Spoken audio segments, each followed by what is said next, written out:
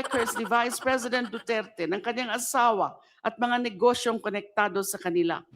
Representative of the Securities and Exchange Commission, kaugnay sa mga corporate documents ng mga negosyong konektado kay Vice President Duterte. Kita nyo, halata na sila. Sila na yung mga nag-file, sila pa yung mag-iimbestiga ko, no? Sila pa rin yung mga... Accountability, Saan na naman sabi mo? ladies and gentlemen, is not fishing expedition. Kapag sinundan mo ang bakas ng pera ng bayan, ang tawag doon oversight. Paano yung mali-malitang issue? Ano tawag doon? However, she's not. Hindi umatay si Bibi Sara. Buti nga. Be part of our record that notice was served by the committee to respondent Vice President, but at this time, she is not present in our hearing. Madam Chair. Madam Chair. The Honorable Dilima. I can't help noticing when the committee secretary was doing the roll call of the resource persons that she was referring to Attorney Michael Wesley Poa as O paghusga. Hindi na Gusto paghusga. lang nating maliwanagan. Gusto lang nating matiyak kung dapat bang umusad ang proseso. Our Tiyak. duty is not to pass final judgment, but to clarify and in the process to seek the truth. Truth Kakatawa. is rarely simple Ulit-ulit. and it is never convenient. Ayaw na nga ng taong bayan. Ang kukulit nyo. Nag-iiyak kayo. Umatin ba si Bibi Sara? Atin ba si Bibi Sara? We do not pause our search for it simply because, first, there are some procedural questions. Alam nyo kung paano siya mag-explain? Yung opening statement ang tawag nila dito eh. Halata nyo na. Na ang tumbok na talaga nito ay mapanagot si Bibi Sara. Meron pa silang pasegway-segway. Meron pa silang paganon-ganon. Ang una, sasalang kagad nila si Madriaga o yung una nung self-proclaim na bagman ni Bibi Sara, anak ng Tipaklo, kakaliit lang pala, wala bang 5 flat. Tapos sinasabi mo, ikaw yung bagman ni Bibi Sara, baka pitikin ka lang ni Bibi Sara eh. Sampitik lang sa'yo eh. Tapos ang yabang-yabang sabihin, bagman ni Bibi Sara, security aid ni Bibi Sara, pandakay ko! Second, there are more pressing problems. And third, there are petitions before the Supreme Court. No, we will not pause to that. Guided by the Constitution and the will of the people, truth must be pursued regardless. Daming mga bakulaw oh. It remains Sama-sama the magnanakaw, foundation upon which justice and accountability. Tulong-tulong pa kayo mga unggoy! We must continue to follow it wherever it leads, guided not by fear, not by expedience, Tagal mo, maubos ka ng but 20 by minutos. the voice of conscience and the trust of the nation. Sa huli, babalik tayo sa simula. Pagsuri natin ang ebidensya, ano ang tunay na gagabay sa atin? Hindi Baleta! lamang batas, kundi tiwala ng taong bayan. Taong bayan ang mananaig dyan, hindi kayo. Tandaan nyo yan. Baka sa inyo maleta, sabi ni Aling Ledesma, pero taong bayan. Sa 2028, pustahan tayo, meron namang congressman na hindi mananalo. Baka magawa na naman ni Melek-Melek Chair. Hindi lamang teknikalidad, Paulit-ulit! kundi ang pananagutan. No other consideration must Ang haba, advance na nga natin. Ito yung pangit. today fulfill her duties as Vice President of the Philippines, preserve and defend the Constitution, Kapangit-pangit, execute its no? laws, do justice to every man, and consecrate herself to the service of the nation. Ang panunumpang ito ay hindi isang seremonya lamang. Ito ay isang malinaw na panata ng katapatan, integridad at pananagutan sa sambayanan. The complaints before us are grounded on documents, audit findings, and a discernible pattern of transactions that raise serious constitutional questions. Malinaw ang focus natin sa unang bahagi ng pagdinig na ito to shed light on the use or abuse of confidential funds. Ayon Talaga sa ba? Zavalya et al. Complaint, may isang malinaw na narrative, a sequence of acts that taken together point to the possible misuse and abuse of confidential funds by the Office of the Vice President and the Department of Education kung saan siya ay nagsilbing kalihim. Hindi po iisang disbursement. Layo, no? Confidential fund, tapos ipapasok nila yung DepEd. Malinaw na malinaw. Kayo ang gumagawa ng sarili nyong investigasyon. Sinabi na nga doon nung isa yung naka-blue, ano ba pangalan niya? Inquiry. Kahit na matibay ang ebidensya na nagkakampi-kampihan kayo dyan, sinabi na inquiry lang ang gagawin nyo. Hindi pandodorobo inquiry. Disbursement lamang ang ating pinag-uusapan. Hindi ito isolated incident lamang, kundi sunod-sunod at magkakaugnay ng mga transaksyon na kailangang siyasatin ng masusi. In particular, in paragraphs 22 to 71 and 142 to 255 of the Zavalya et al. Complaint, nakasaad ang mga ultimate facts tungkol sa maling paggamit ng confidential funds ng Office of the President. Sa paragraph 72 to 91 and 256 to 267 Nabubulol ka of the na. Zavalya Complaint naman po nakalahad mga ultimate facts tungkol sa maling paggamit ng confidential funds ng Department of Education. Halimbawa po, sa paragraphs 198 to 204 of the Zavalya Complaint, Paulit-ulit inilahad na sa sila. loob lamang ng mga araw mula December 13 hanggang December 31, 2022, mahigit 100. Tandaan nyo, binibigyan lang kayo ng 60 days dyan, Kung yan yung sinasabi ni Naka-Blue kanina, na anong parang nangyayari, mag-comment kayo within 60 days ba yun? Pinagko-comment kayo? Kung yan ang sinasabi na continuation lang sa unang inquiry noong March 25, ang dami nyo bang pasakalye? Ang dami nyo bang sinasabi dyan? Diba? Sino ba hinahanap nyo dyan? Hindi nyo ba makita? Ang confidential activities ang sinasabing pinondohan at nagresulta sa aktual na paglabas ng confidential funds. Particular, Madam Chair, on December 23, 2022, more than 100 recipients allegedly got a total amount exceeding 15 million pesos. At kinabukasan, December 24, 2022, 40 recipients ang sinasabing tumanggap naman ng mahigit 5 million pesos.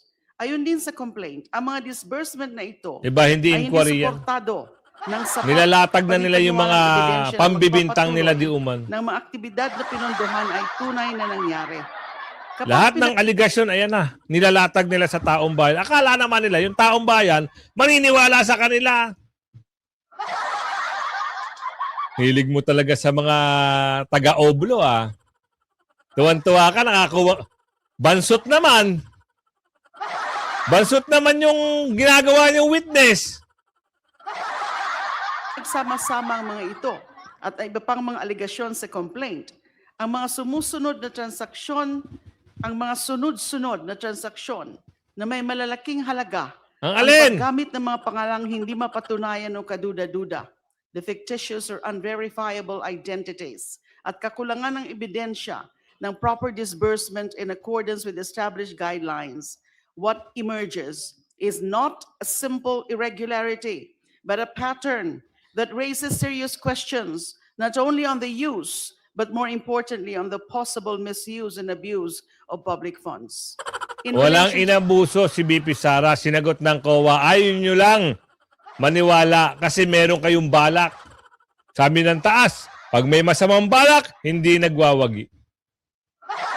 To these ultimate facts, Madam Chair, there are certain matters Ultimate which we need facts to daw. clarify from the Aligasyon invited yan. resource persons relating to how VP Duterte, in conspiracy with Special Disbursement Officer Gina Acosta, No. Colonel Dennis Nolasco, Colonel Dante Isang beses lang lumabas si Gina Acosta, hindi nyo na pinalabas. Ngayon, palalabasin na naman. Magkano na naman kaya ito?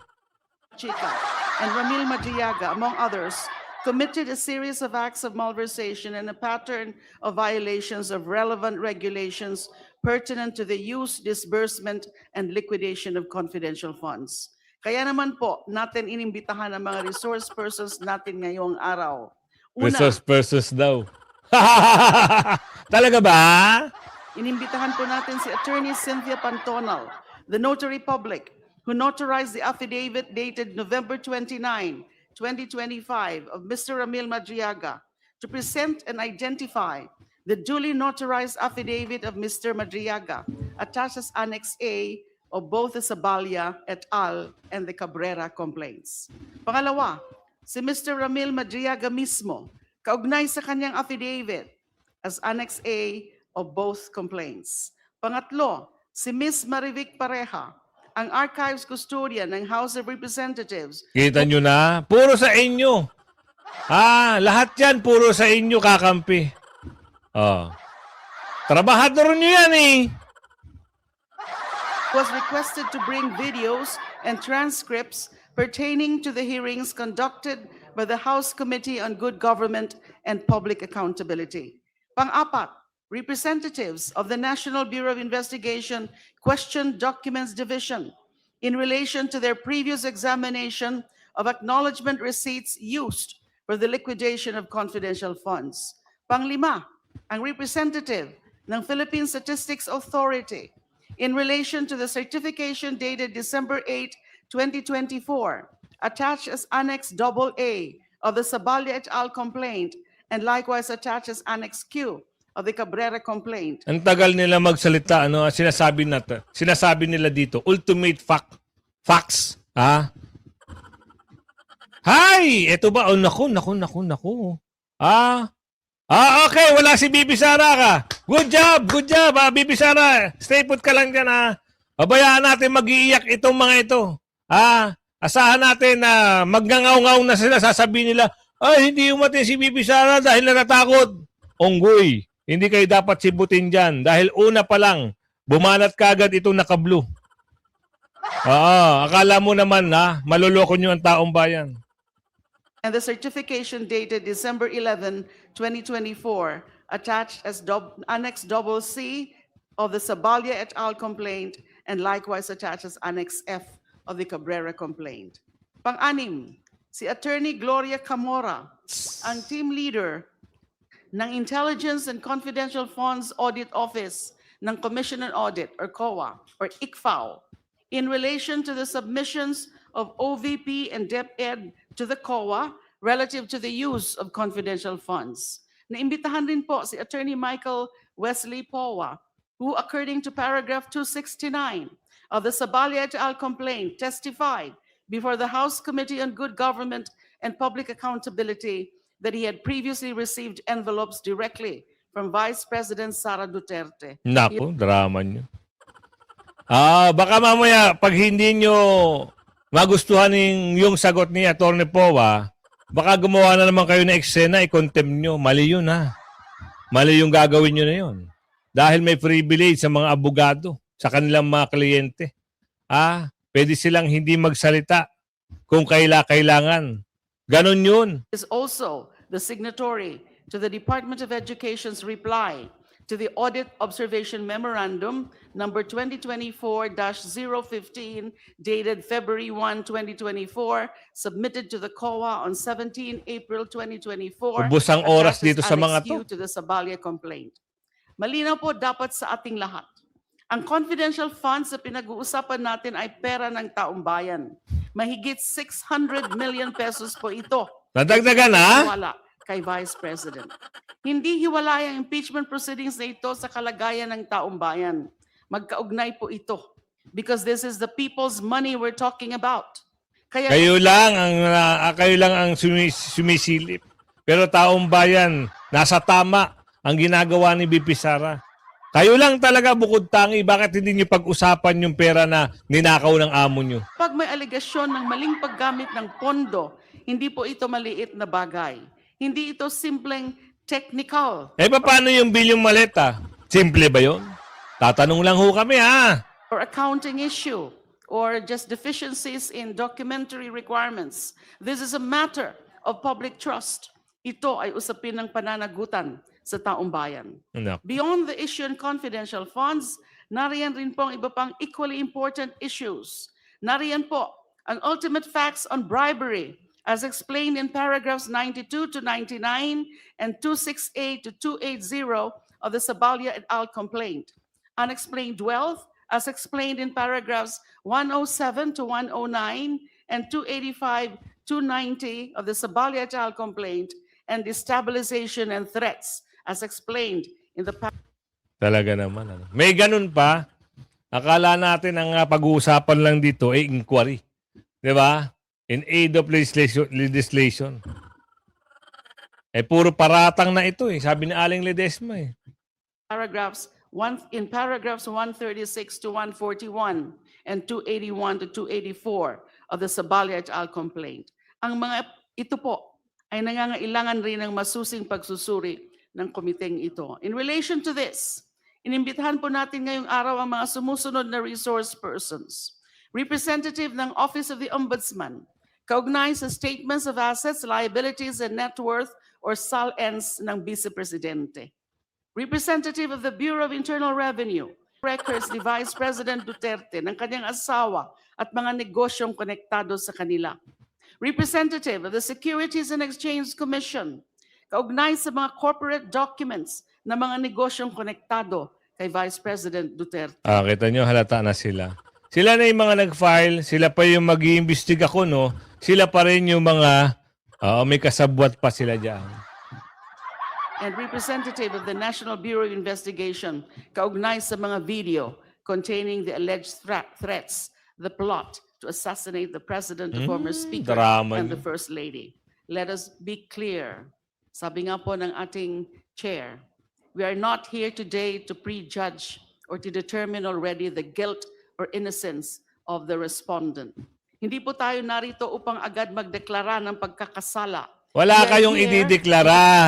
Kasi wala kayong karapatan. Iusod nyo sa Senado. Tapos ang trabaho nyo. Hindi eh. Papamukhaan nyo sa mga tao na ito yung ginawa ni BP Sara. Ito yung mga ninakaw ni BP Sara. Sino ba yung mga inimbitan nyo na sinasabi nyo na resource person? Di ba mga kakampi nyo rin yan? Because the Constitution commands us to act. Ang ating tungkulin ngayon ay suriin kung mayroon bang probable cause upang ma-impeach si VP at litisin sa Senado bilang impeachment court. Malinaw po, narito tayo ngayon para Tapusin nyo na yan, pagbotohan nyo na yan. Para tapos na. Eto na. Eto na si Jubante, pasok. Hearing na ito, kundi ang libo-libo at mga milyong mga Pilipino Na na ngayon po'y nanonood sa atin. Na hinihiling ko lamang Katabi mo, nagsiselfone na lang, natin nang mayroong kaalaman, hindi po bilang politiko. At any rate, gusto ko muling banggitin ang sinasabi ng ating saligang batas. Ano yun? Article 11, the accountability of public officers. Pinagit na po ito sa opening statement ng ating chair. Yung nakalagay po sa section 1, napakahalaga nito. Ano sabi? Kaibigan. Nakalagay, public office is a public trust. Parang Kaya hindi po, naman. Hindi lang po ito Parang hindi ganun ang naintindihan namin. Parang public trust. Dapat hindi ginagawang kangaroo court. Yun ang sabi ni Aling Ledesma. Huwag niyong gawing kangaroo court yan. Dahil kayo, ang dami niyong patutsada, ang dami niyong bira, ang dami niyong inimbitahan. Ang sumatotal lang yan, ubos ang pondo. Diba? Ang sasabihin niyo lang, wala namang karapatan na kami ang mag-trial eh. Di ba sabi na ng Korte Suprema, hindi kayo pwedeng lumagpas sa inyong boundary. Di kayo pwedeng lumagpas sa Senado. Iba't iba ang trabaho nyo. Ayan, magsuri kayo ng ebidensya, tapos. Trust, kundi it is a sacred trust. Oho. Yan, maaaring kulang yan sa ating konstitusyon. Tinatawag kong konstitusyon natin na sacred constitution, hindi holy constitution. Sapagkat kinakailangan baguhin pang iba. It is a human-made constitution. Subalit, Datapwa. napakahalaga ng sinabi. Public office is a public trust. Uulitin ko para malaman po ng taong bayan. Ulitin natin. mo. Public office is a public trust. Pero hindi yan ang Ang pananaw section ng 2 po. taong bayan. Ang tingin sa inyo, kangaroo court. Tama, tama. Oh, tama. Nagsasabi, the President, the Vice President, the members of the Supreme Court, the members of the Constitutional Commissions, and the Ombudsman may be removed from office. On what? On impeachment. For and conviction of culpable violation of the Constitution, treason, bribery, graft and corruption, other high crimes, or betrayal of public trust. Yun po ang nakalagay sa ating saligang batas. Kaya meron po tayong batayan dito sa ating committee hearing. Ano po? Ano daw yun? Nakalagay sa Section 3, the House of Representatives shall have the exclusive power. Tandaan po natin yung nakalagay sa Constitution. Exclusive power to initiate. Binanggit po ng ating magaling na chairwoman, not to decide, but to Magaling daw. initiate all cases of impeachment. Exclusive power. Kaya po tayo nandirito. Dalawang konstitusyon ang pinapaniwalaan ko. Ano? Unang-una, ang tinatawag kong Sacred Constitution Yan na naman siya, oh. binasak ko lamang po ngayon sa inyo. Ang pangalawang pinapaniwalaan ko ay ang Divine Constitution na mismong ang Diyos ang gumawa. Now you take note, mga kaibigan. The law of Moses was actually delivered. Ganyan din yung mga pinagsasabi mo doon sa Quadcom hearing. Oh, pero hindi ka pinaliwanag. Talo ka naman, di ba? Hindi ka nanalo. Ba't nandiyan ka? by Moses on the behest of God Himself. Ibig sabihin, ang unang-unang nagbigay ng batas, walang iba kundi ang Diyos. Balagay ko naman, tayong lahat dito, walang pasubali na naniniwala sa Diyos. Hindi po ba? Now, ano po nakalagay sa Divine Constitution na tinatawag? Ewan ko sa'yo. Oo, wag mo dyan daanin yung mga drama mo na yan.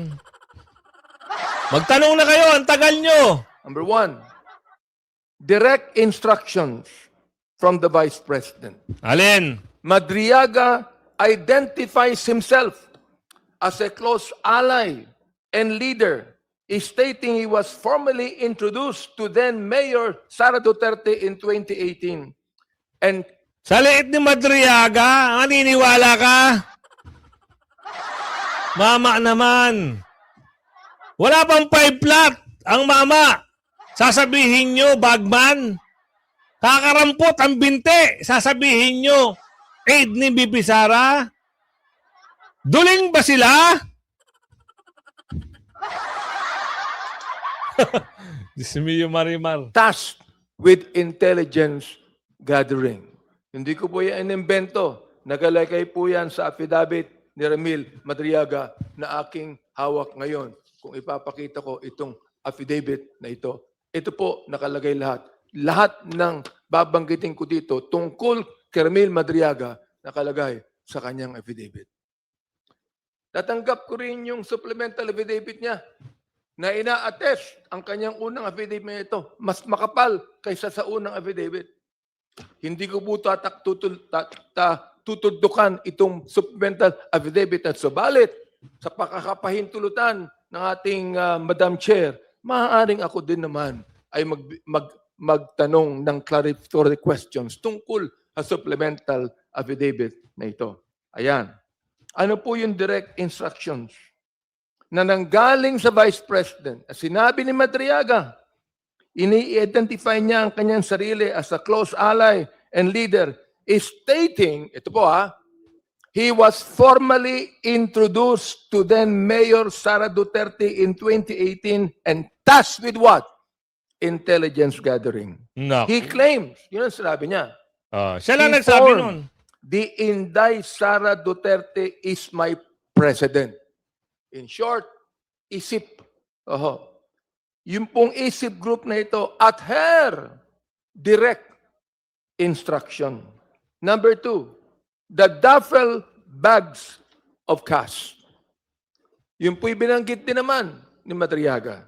Most importantly, Madriaga narrates that on December 2022, the same day the OVP encashed 125 million in confidential funds, he witnessed the transfer. Nakita niya ang pagkaka-transfer ng 4 na duffel bags, each containing between 33 million pesos to 35 million pesos. Talaga Yun po ba?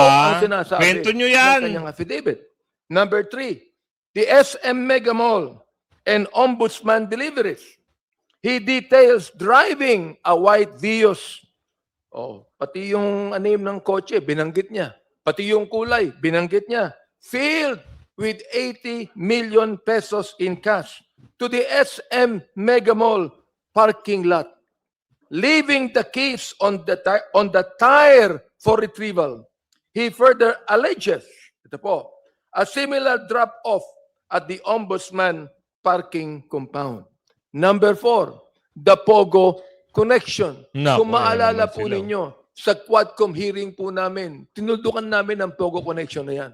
Talaga? At dahilan po dyan, ngayon, bawal na lahat ng mga Pogo sa ating bansa. Madriaga alleges that the national campaign of ISIP Pilipinas was funded by Pogo operators and drug dealers. Yan ang sinabi niya. And that he personally... Di puro picked kayo up- aligasyon lang dyan. Wala kayong makakongkreto. Solusyonan nyo na, tapos na. Diba? Solusyonan nyo kagad. Ipasa nyo sa Senado para matapos yung mga kwentong kotsero nyo dyan. Anak kayo ng bugi. bags of cash at locations like the Grand Hyatt BGC and the Seda Hotel. Now, when it comes to justification for clarificatory question, for example, Madam Chair, Section 7 of our impeachment rules grants this committee the power to, and I quote, issue compulsory processes for the attendance of witnesses and the production of documents. End of quote. Now, Lahat ng kwento dyan, pinagtagpi-tagpi, astoryahin na lang. Kayo na nanonood, ano masasabi nyo sa mini trial nila? Kita nyo, binabasa lang dito eh. Sasabihin niya, hindi ako nagsabi niyan. I-statement ni Madriaga yan.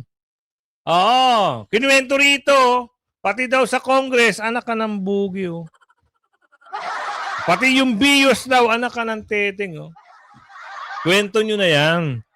Gusto niya paniwalain pa kami. Gusto niya paniwalain niyo pa yung mga taong bayan. Tingnan niyo yung mga comments sa inyo, basahin niyo. if these allegations are true, nilalagyan po ng if eh. Sabagan di naman Alam naman namin kung ano yung desisyon nyo dyan. Halos lahat ng mga pagmumukha dyan, di ba, yun yung bumoto na sufficient in ground, sufficient in substance. Kaya nga kayo nag-iiyak dahil hindi kayo makapag-mini trial eh. Ayaw ng Korte Suprema niyan. Ibato nyo na sa Senado para tapos ang kwento. Simplihan lang natin. accountability, Nasaan na naman Sir. sabi mo? ladies and gentlemen, is not fishing expedition. Kapag sinundan mo ang bakas ng pera ng bayan, ang tawag doon oversight. Paano yung mali-malitang issue? Ano tawag doon? Kapag sinundan mo ang bakas ng pera ng bayan. Ang tawag natin doon, oversight. Hindi fishing. Oo. Ha? Totoo ba? O, kita nyo, sa pagpapaliwanag nila, halatado mo naman eh. Di ba? Kunyari, mapapag-segue pa sila na kailangan, dito natin malalaman kung meron ba talagang aligasyon. Dapat sagutin ng BP Sara. What? Pati kami, pinagluloko nyo pa. If the Vice President's records are clear, a subpoena should be a welcome opportunity for transparency. Not a reason for panic. Sana po, andito po ang ating Vice President. Ito mo sasabihin niya dyan. Kasama namin ni Congressman Laila. Maganda sana ang fellowship namin ngayon. O, kita mo kabastusan, ano? Alam nyo, gets nyo? Alam nyo nang galit kayo dun eh. Sabihin mo pa yung salita ng... Ito mo. Sa bagay, malapit na ang 2028. Gagawa sila ng paraan talaga. O, kita nyo kung paano nila gisahin. Gigisahin sana nila. Buti lang wala si BP Sara. Magkukumustahan ho kami. O, kita mo? Oh. Di ba? Ganun po ang maaaring mangyari. Oo? Sapagkat di ko naman siya kaaway. Talaga? You cannot claim a fishing expedition when the bait is specific allegations of fund misuse. Sino gumawa ng script nyo? Galing nyo mag-acting ah. Sarili mo bang script yan? Walang misuse na nangyari. Mama, gigil na gigil ka eh. Walang pandorobo na ginawa si BP Sara. Tandaan nyo yan. Already on the hook. Nandun na mismo eh. Nandun na talaga. Sa hook eh. We are Sinagot na ng COA. Ayaw nyo makinig. just doing our what? Tinatawag nating due diligence. Tinitiyak natin na kumpleto ang ebidensya. Sa pananalitaan nyo na yan, due diligence ba ang tawag dyan? Hindi ba pang babalahura, sabi ni Aling Marie? Pag inayain natin Senado ang kaso dahil ang House ang tatayong taga-usig o prosecutor doon. Saan? Walang ganun. Kukuha lang kayo ng ebidensya. Walang mapaprosecute. Ano yung pinagsasabi nyo? Mangalap lang kayo ng ebidensya, wala na kayong maraming satsat. Ganun lang. Prosecutor, kundi prosecutor. Now, on the qualifications of Ramil Madriaga. Ngayon na naman. Madam Chair, kine-question po ito ng ilan. Let us talk about our resource persons according to his affidavit. Ramil Lagunoy Madriaga, a graduate of San Sebastian College of Ano daw? and a former officer of the PSG and VPSPG. Kita nyo. He is not a stranger. Former daw Bakit parang hindi naman ata ganon yung height ni Madriaga? Former daw na PSG of BP, Sara Duterte. Kabansot-bansot, wala pang ang 5 flat. Tsaka hindi ho pwedeng maging PSG kung hindi ka galing ng mga sundalo o kaya galing ng PMA. Di ba? Tapos, chip pa. Chip pa ang tawag ba? Kay Madriaga? O naano naman palang, mama.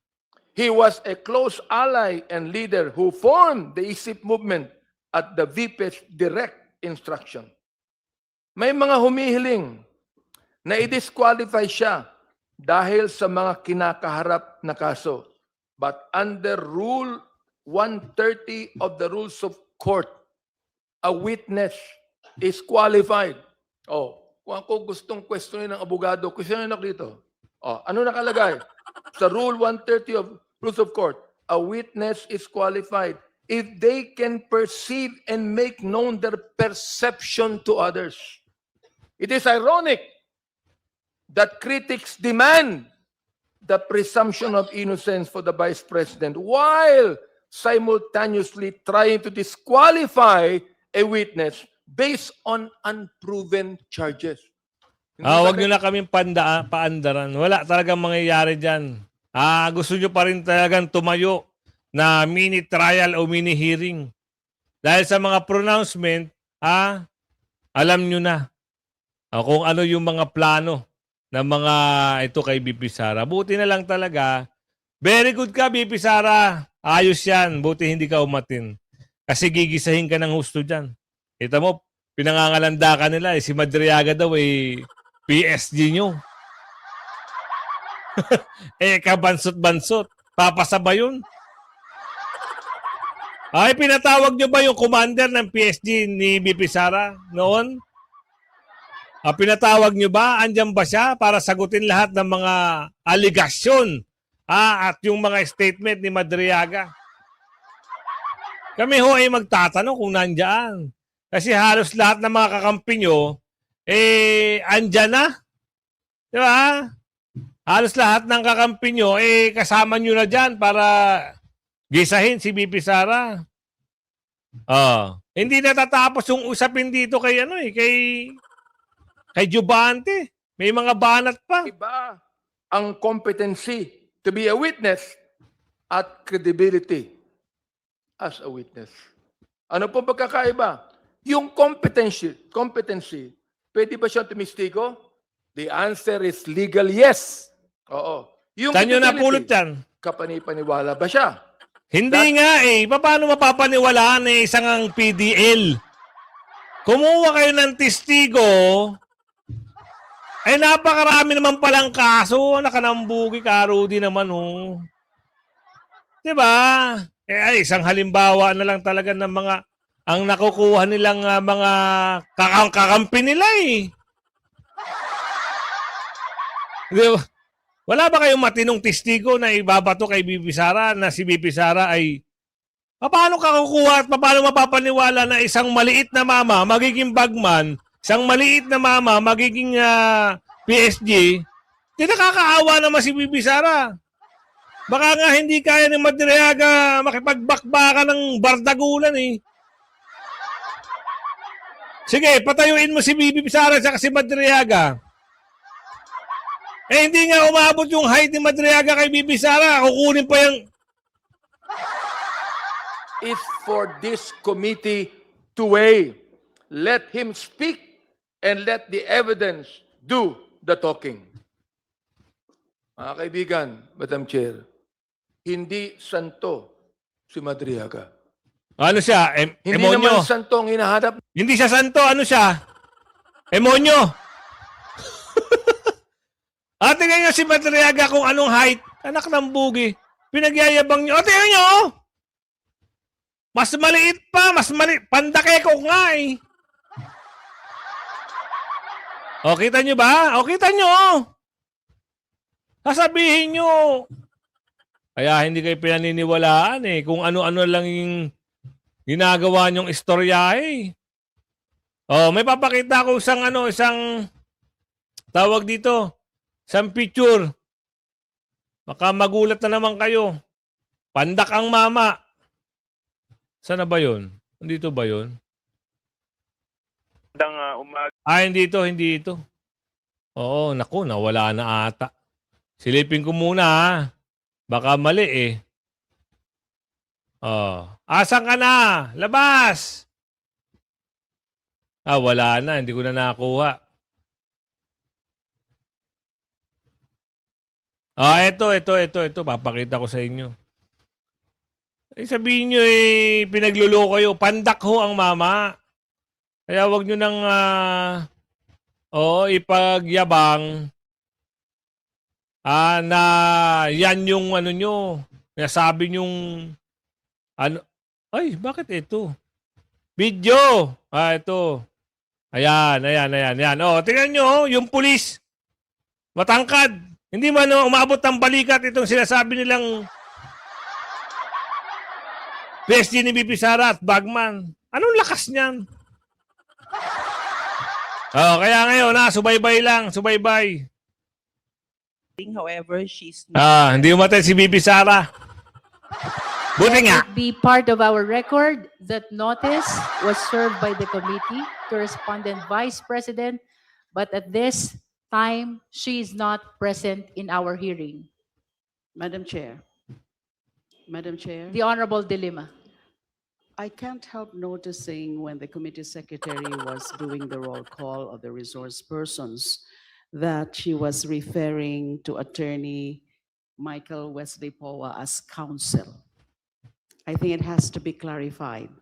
Does his appearance today is in his capacity as counsel for the respondent, or merely his capacity then as a spokesperson of DepEd? Hindi magsasalita yan. Huwag niyong pilitin. Honorable Dilima, before we address your concern, we will first administer the oath so that the response to you of Attorney Powa will form part of the records of our proceeding. So at this point, Tandaan nyo ha, as resource person and as attorney o defense team ni BP Sara yan. Kaya hindi nyo pwedeng gisahin yan dyan. Kung ayaw niya sumagot in behalf na siya ang tagapagtanggol ng pangalawang Pangulo, wala kayong makukuwang mga kasagutan. we direct the committee secretary to administer the oath to all our resource persons. We're requesting them to please stand up.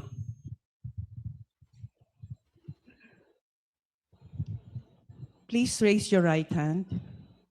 Do you swear to tell the truth, the whole truth, and nothing but the truth before this committee?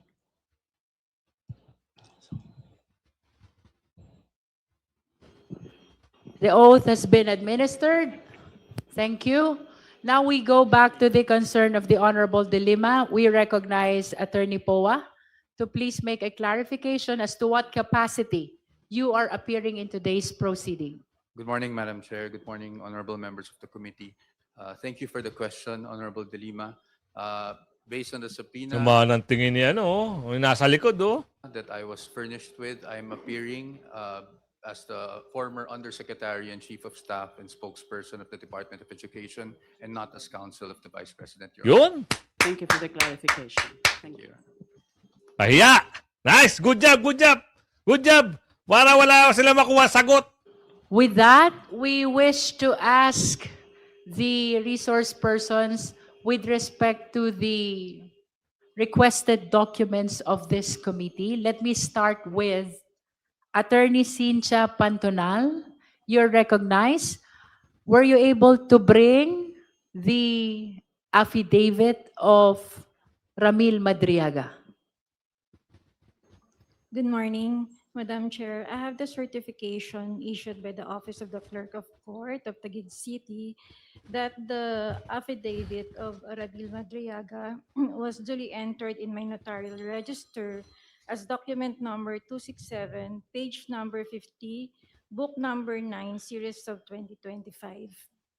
We direct the committee secretary to receive the document certification from the Regional Trial Court, Clerk of Court, to form part of the records of this proceeding. Thank you, Attorney Pantonal.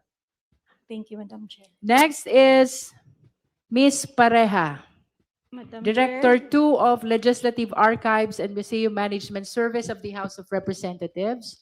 Were you able to bring the documents described in the subpoena issued by this committee? Madam Chair, we can confirm that we have in our possession the digital and physical records of documents transmitted by the committee secretariat, particularly the Committee on Good Government and Public Accountability, on the following dates: September 18 and 25, October 17, November 5, 11, 20, and 25, December 9, all of 2024, relating to the confidential funds of the Office of the Vice President and the Department of Education, Your Honor. Thank you. With that, we likewise direct the committee secretary to receive both the digital and the documentary records of the hearings mentioned of the Committee on Good Government in 19th Congress with regards to the confidential fund of both the Department of Education and the Office of the Vice President. This will form part of the record of the proceeding of this impeachment case. Next is Attorney Melvin Matibag, Nako. our NBI Director. May we know if you were able to bring the document required in the subpoena? Good morning, Madam Chair. The documents requested under the subpoena was submitted June 2, 2025 to the Office of the Minority Leader upon his request. But also we're bringing the picture document also. That's regards to the question documents. And with me also are the documents in relation to the threat issue mentioned by Vice President Sara Duterte to Honorable President Bongbong Marcos, Speaker Martin Romualdez, the First Lady, and the three of them. So we have all the documents here. Those are all certified original, Madam Chair. Thank you. COMSEC, kindly receive all the documents being submitted by the NBI Director to form part of the records of our impeachment proceeding. Kita nyo, pinagsama-sama na, no? Nangalap ng ebidensya. Hindi umati si VP Sara. Iyak sila lahat! Kagaling. Kagaling talaga ng estratehiya ni VP Sara. Bakit atin bakit atin si VP Sara pwede namang hindi umati? Diba? Hindi na mangyayari yung panggigisa nyo. Kay VP Sara, wala nang mangyayaring ganun. Kung sinabi ng Supreme Court, hindi pwedeng hindi ka umatin. Papakulong ka namin. Atin yan si VP Sara. Wala namang ganun eh. Ang nakasulat doon, hindi nyo kaya, wala kayong karapatan na ma-cite in contempt ang pangalawang Pangulo. Basahin nyo, i-google nyo yan. Kaya itong mga ito, kwentuhan na lang yan. Di ba? Ganon, simpleng-simple lang ang sagot dyan. VP Sara, hihintayin ka namin sa 2028. At ikaw na bahala sa kanila. Di ba? Ganon lang. Hanggang sa muli. Mag-shoutout muna tayo. Kasi yung iba nating mga kasama hindi pa natin na shoutout. Shoutout kay konti lang to kasi nabisi ngayon sa nabisi sila sa panunood ng ng impeachment kuno. Shoutout mula kay Ramil o Duran, nanonood siya mula Cavite. Kay Ma'am Malu ng Hong Kong, Malu Survivor Vlog, Mix Vlog. Nanonood siya, shoutout po. Kay Leonardo de la Vega, nanonood siya mula sa California. Gandang gabi, Arin Kayanan. Gandang gabi rin po. Tanghali pala dito, ma'am. Shoutout po sa inyo. Konti lang, sige, hindi na natin patatagalin kasi manunod tayo ng itong trial kuno nila. Kaya kung maabot ka sa ating video, huwag mo kalimutan mag-like, share, subscribe at ating paglalambing. Hanggang sa muli, lagi nyo tatandaan, walang makakatibag kay VP Sara. Tulong-tulong lang tayo. Pagtanggol natin. Alam nyo naman ito mga to, isa lang ang balak nila, hindi makatakbo si VP Sara kasi meron silang amo at nangangarap maging presidente. Meron silang amo na gusto pumalit dito sa yapak ng kanilang Pangulo. Nakakaawa, nakakaiyak na lang talaga kasi minsan si VP Sara hindi na tinitigilan sa pambabatikos. Ngayon, ito mga nadadamay, kagaya na si Attorney Powa, malamang ito gigisahin to mamaya. Hanggang sa muli, bye-bye! Like and share!